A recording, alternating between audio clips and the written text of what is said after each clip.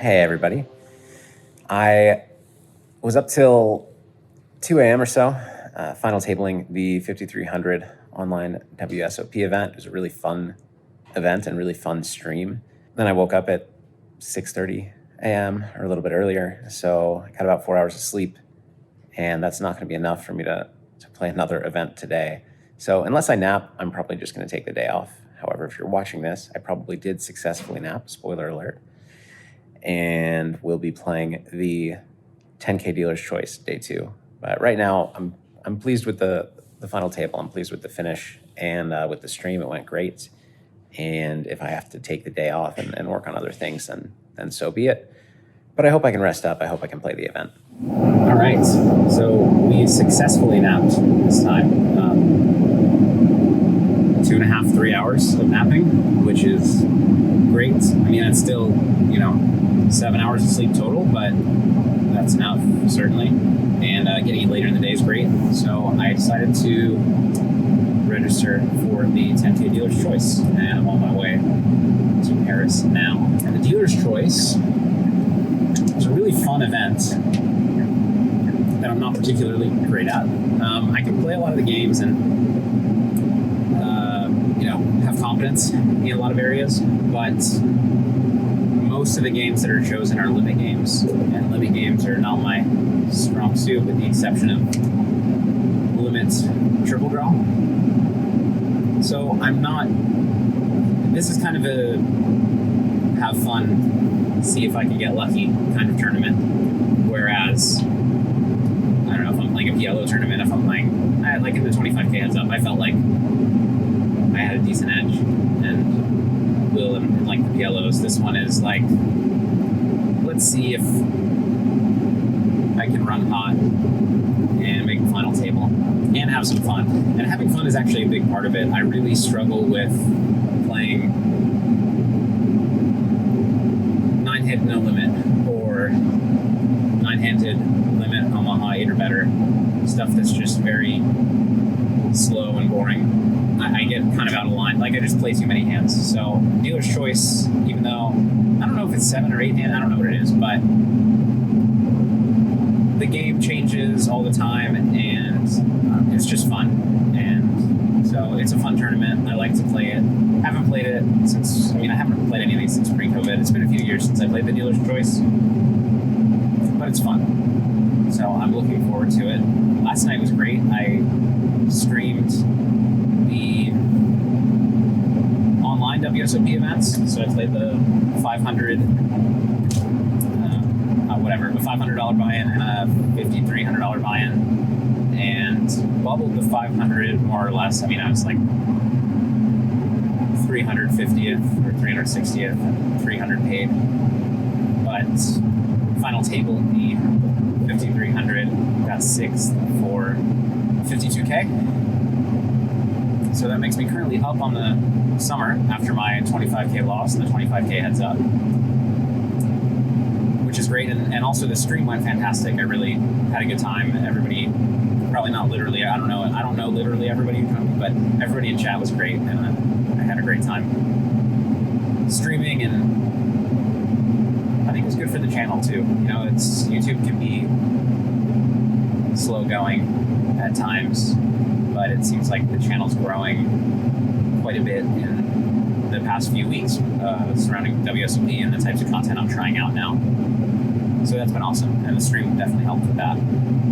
I'll definitely stream other events at some point in the summer. I don't know how many of them, but I'll definitely do it at least one more time, maybe 2 or 3. But today, going in with no expectations and trying to have fun, trying to play well, make good decisions about which games to pick. Early on in the tournament, I just picked no limit hold'em or PLO pretty much based on my table.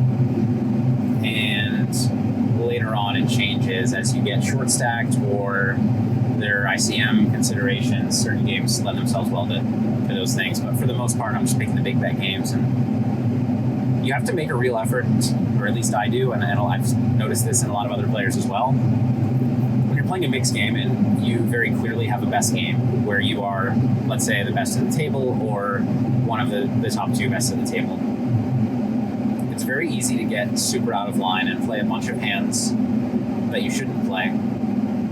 Because you're like, oh, well, first of all, I've had to fold all these other games that I'm not good at. And second of all, I'm going to outplay these people post-flop. But in PLO and open home, there's only so much outplaying you can do if you're taking your hand against the best of 8 hands at the table every time. So I guess that's my goal for today, is to keep in mind that when I'm playing the games that I'm good at, I need to remain disciplined, and I need to play not optimally, like not theoretically optimally. I should play looser than I normally would, because the average skill in that game is going to be lower than if I'm playing in a straight PLO cash game, for example.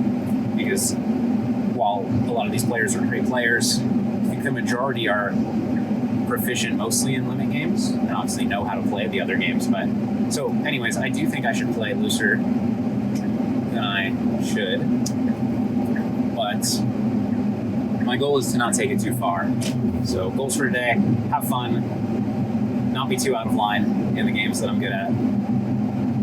And actually, let's make it third: not be too out of line in the games that I'm bad at. I think sometimes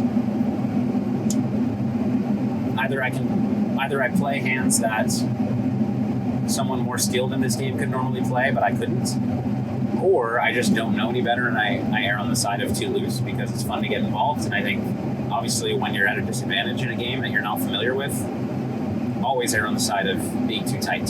So my goal today is to be a net. I probably won't succeed, but I'll be at Paris in a few minutes. I don't want to drag this out for you guys any longer, so I will say goodbye.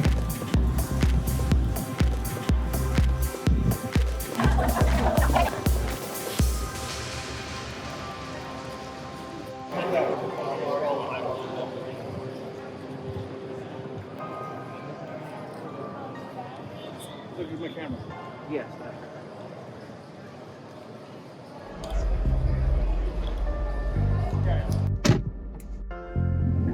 All right, so we're leaving the Paris. Dealer's Choice is a really fun tournament. As you can see, it's nighttime. So you start off. I registered at the end of start of day 2, which is the end of late registration, and you get 60K, and blinds are already pretty high.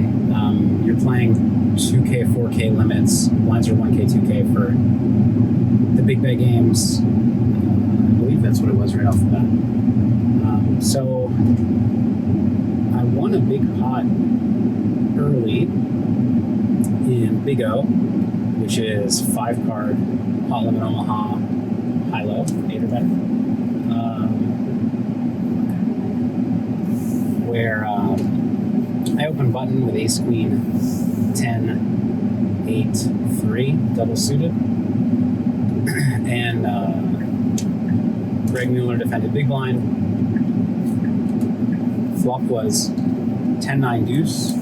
I had one backdoor flush draw. He checked. I decided to check. I think that on the cards that I hit, he's going to be pretty likely to bluff. And I actually don't, like, with the backdoor nut flush draw, top pair, backdoor nut low draw, I don't know. I think it's fine to keep stuff in, keep dominated backdoor stuff in. So I decided to check. Turn is a 10, which is a great card for me. I believe he brought 2 hearts. I don't have hearts. He bet like 7 into 10, 7 into 11K or something. There are antes in every game, even the Polymic games, which is awesome, by the way. They didn't used to do that. I call. I don't think he's representing trips or better, and he's also going to have like a lot of draws that actually are drawing kind of near dead, given that he'll have some flush draws obviously that are live, but like I connect on the 8 and the queen, which brings straights, connect on the jack with the second nut straight. So I think pretty clear call. River is an 8 offsuit, so I have the second nut, it's 10-8, and he bets something like 16K, and at this point he's representing a straight or better,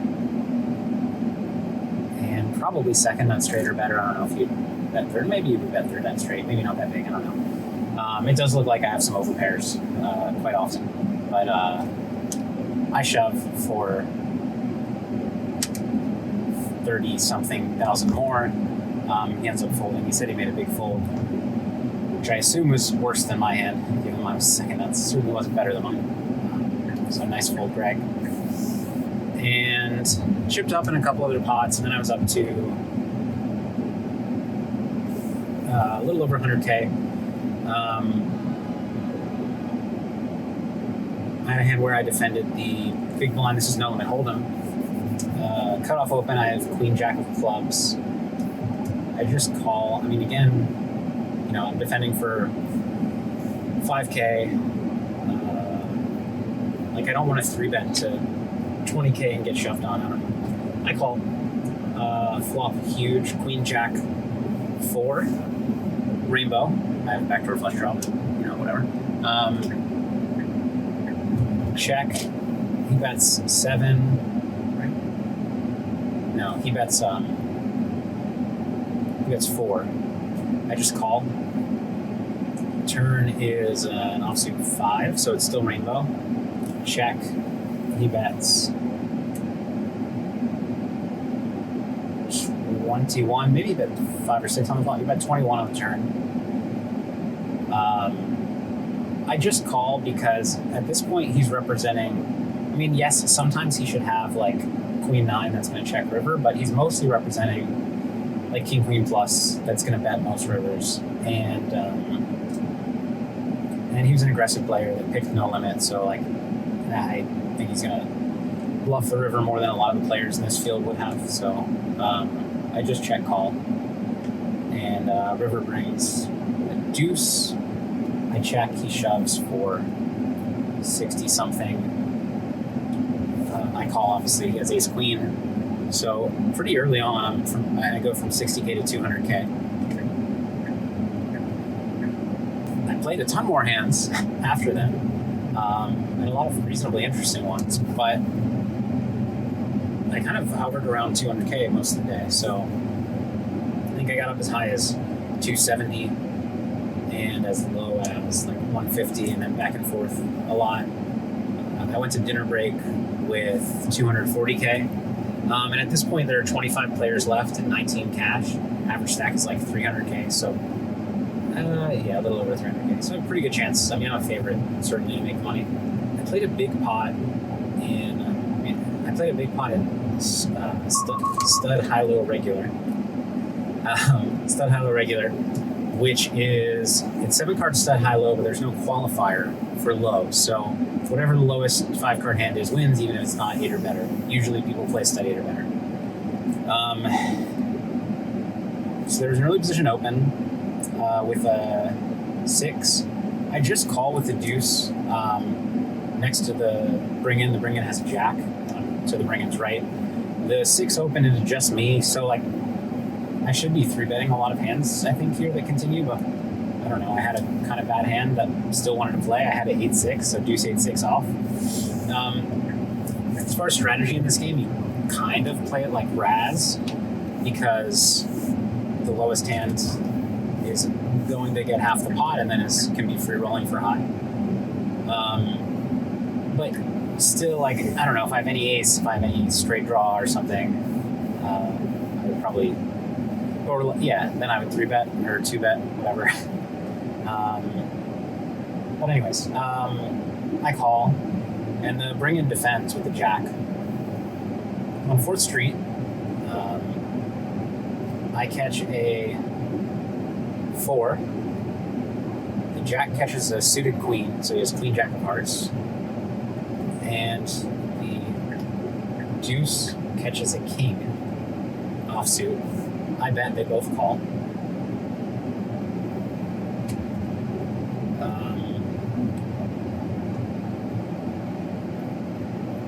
Next street, I catch a 7. So my board is deuce 4-7. I have 6-8. So I have 8 low and I have a gut shot.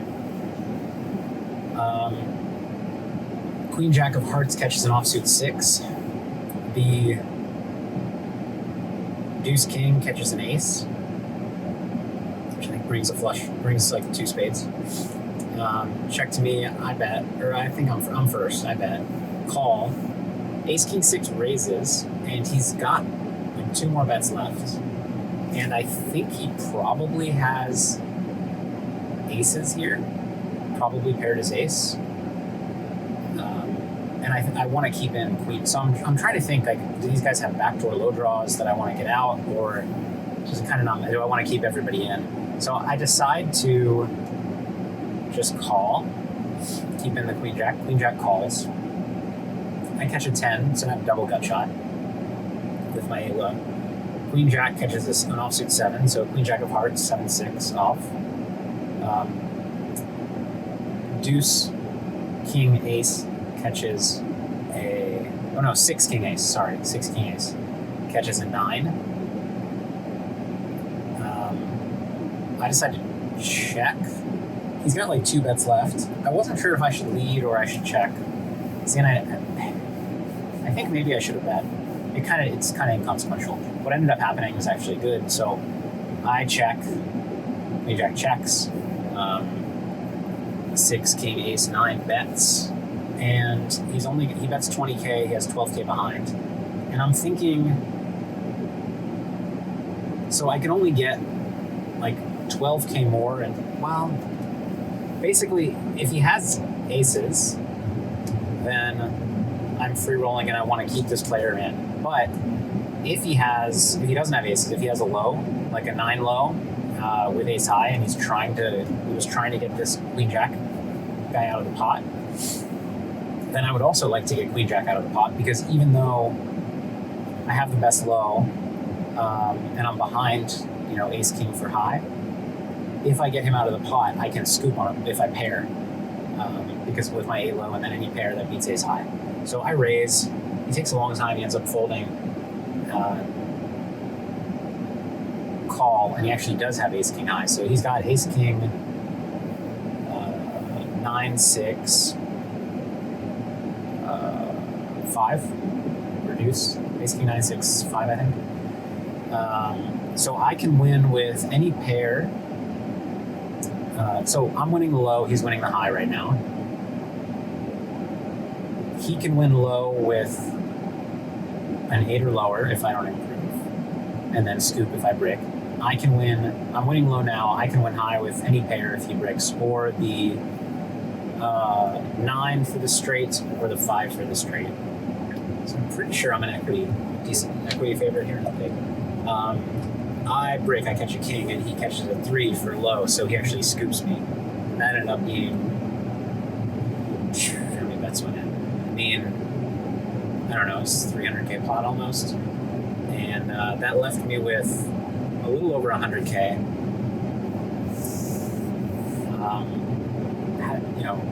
Chipped up a little bit, chipped down a little bit, was down to just 50k at blinds, at limits of 10k, 20k in Badacy. And I got in, I just got it in basically pre-flop flipping.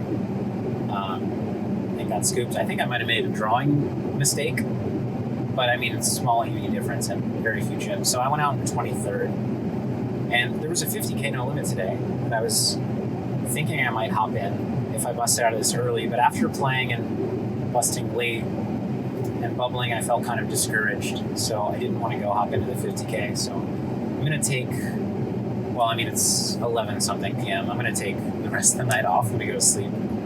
Probably not play. I could late reg 50k tomorrow. I probably will not. And I will probably not play anything else until Thursday, which is the 25k PLO high roller, which I'm very excited about. So that was that for me today. I feel pretty good overall about the way I played, especially given I haven't played any of these games in 3 years. But a little disappointed. I kind of felt, I was off to a good start basically, and had a couple of weird hands. There was one other hand where I lost a lot of chips. It was a really strange one. So at this point, I have 260k probably. Playing No Limit Hold'em. Stack that has about the same stack as me, maybe slightly covers me. Opens early position. A short stack call. So the open is to 9k. a short stack who has like 110K calls. And I'm on the button with ace jack of spades. And I just think the short stack is never calling with better than ace jack. It's just putting it in one way or another. So I decided to 3-bet. So I'm ahead of him. Getting him out is not bad. And I'm, doing fine against the opener. And if the opener shoves, I just fold. It's fine. But early position calls. The opener calls. Short stack folds. I make it pretty big. I make it, 30 something, 34. Flop is 6-5-3 rainbow. Check. I decide to bet third pot or so. Or no, I bet 25K. He calls. Turn is the 4, bringing a flush draw that I don't have. And I felt like he would have some ace queen, some hands like tens, which are also like in kind of an awkward spot if I bet, because I think I can still bet like queens, kings, and aces, but also some of my 3-bet bluffs have connected with like, ace rag that hit a straight. I bet 60K, which is maybe a little small. He calls, and the river is a 7, so there's a straight on the board. And he leads for roughly, I want to say, so I guess I had him covered. He leads all in for something like 80% pot, or 70-80% pot. And I don't really know. So, like, I think I'm just supposed to call. Or I'm definitely supposed to call everything there. Almost everything. I don't know how to explain it, but I just really thought that he had 8s. I really thought he had pocket 8s. Because I really thought he did. And it was my longest tank of the tournament by far. I don't know how long I took, but I was in the tank. And I ended up folding. I don't know if he had it or not. I think I like my fold, even if, I'm not supposed to fold there, but I felt like I should fold. And I'm happy that I trusted my read, whether I was right or wrong. So I'm pleased with that play. After that, I was down to something like 160K. And that that was before dinner break. But then, I talked about what happened after dinner break. So that was that. I'm a little disheartened, in large part because it's so fun to play that tournament. I wish I was still playing. I don't care about the fact that I was 4 off the money. I'm playing for the final table and the win, but I just wish I was still playing. It's really fun. But that's that. I am done for now, and I will be back with a vengeance in the 25K PLO.